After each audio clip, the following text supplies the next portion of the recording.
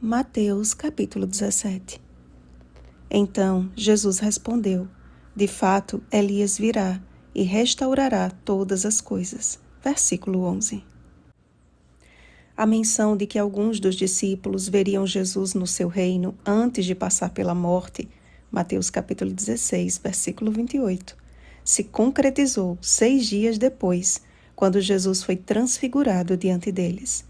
O seu rosto resplandecia como o sol, e as suas vestes tornaram-se brancas como a luz.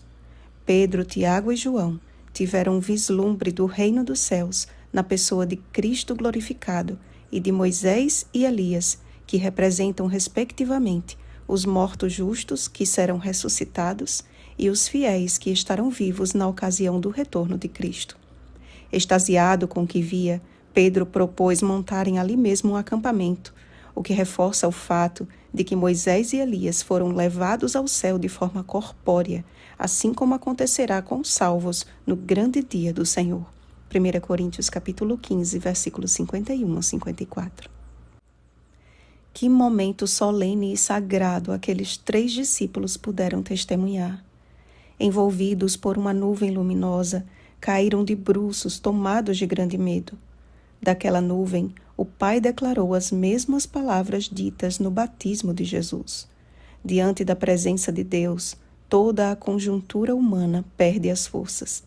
Isaías, Daniel, João são exemplos de pessoas que foram tomadas de grande temor diante das visões divinas. Mas assim como o anjo do Senhor os tocou, restaurando-lhes a força, Jesus tocou em seus discípulos, dizendo: Erguei-vos e não temais. Por mais emocionante e marcante que fosse aquela experiência, ela só poderia ser compartilhada após a ressurreição de Cristo.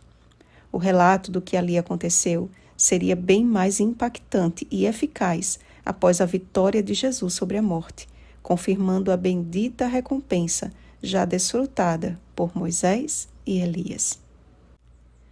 A profecia acerca de Elias e a forma como os escribas acreditavam que aconteceria também explica a atitude de Pedro em se oferecer para armar tendas. É bem provável que ele tivesse ligado aquele momento à profecia, julgando que Elias havia chegado. Jesus desvendou então o verdadeiro sentido profético de que a vinda de Elias não se tratava do próprio Elias vindo à terra, mas da representação de 2 ministérios.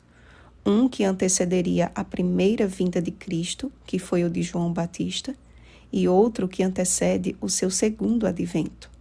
Por isso que Jesus usou uma aplicação no passado.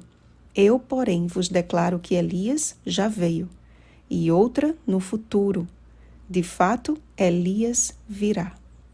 Como João Batista, Deus separou um povo peculiar nos últimos dias, a fim de habilitar para o Senhor um povo preparado, um povo que vai adiante do Senhor no espírito e poder de Elias. Lucas capítulo 1, versículo 17. Enquanto Jesus estava no monte, na presença do Pai, Satanás se manifestava na vida de um menino, o qual não pôde ser curado pelos discípulos.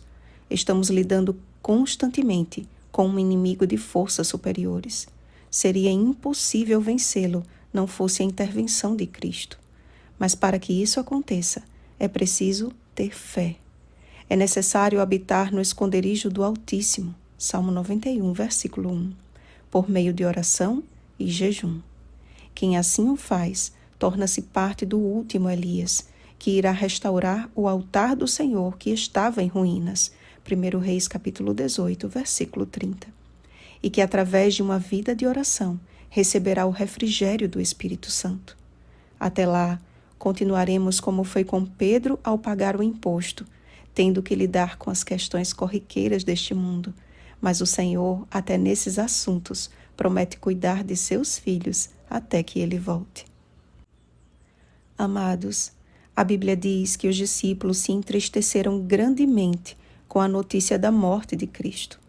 Nós, porém, temos uma notícia tão maravilhosa para dar ao mundo, que o apóstolo Paulo escreveu: Alegrai-vos sempre no Senhor. Outra vez digo, alegrai-vos. Filipenses capítulo 4, versículo 4. Precisamos sair no espírito e poder de Elias para anunciar a bendita esperança de que muito em breve não apenas 3 discípulos verão Jesus em toda a sua glória, mas todo olho o verá. Apocalipse capítulo 1, versículo 7. Sua morte não foi o fim e sua ressurreição não foi exclusivista. Em seu plano consumado e perfeito, Cristo morreu pelos nossos pecados, segundo as Escrituras, e foi ressuscitado ao 3º dia, segundo as Escrituras. 1 Coríntios capítulo 15, versículos 3 e 4. Para que nele fôssemos feitos justiça de Deus. 2 Coríntios capítulo 5, versículo 21.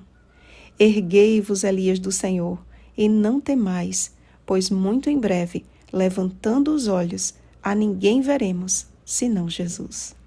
Oremos, amados.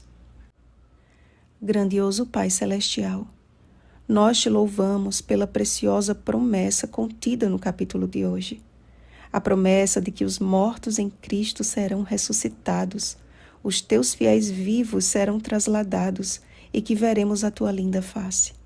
Repreende o inimigo e seus agentes, para que eles não tenham poder algum sobre a nossa vida e a nossa família. Que enquanto aqui estivermos, andemos como cidadãos do céu, cumprindo nossos deveres perante as autoridades, pagando o que seja devido e cumprindo a missão como o último Elias nesta terra. Te pedimos e te agradecemos em nome de Jesus. Amém. Vigiemos e oremos. Um bom dia da preparação. Último Elias. Oremos pelo batismo do Espírito Santo. Oremos uns pelos outros. Rosana Garcia Barros.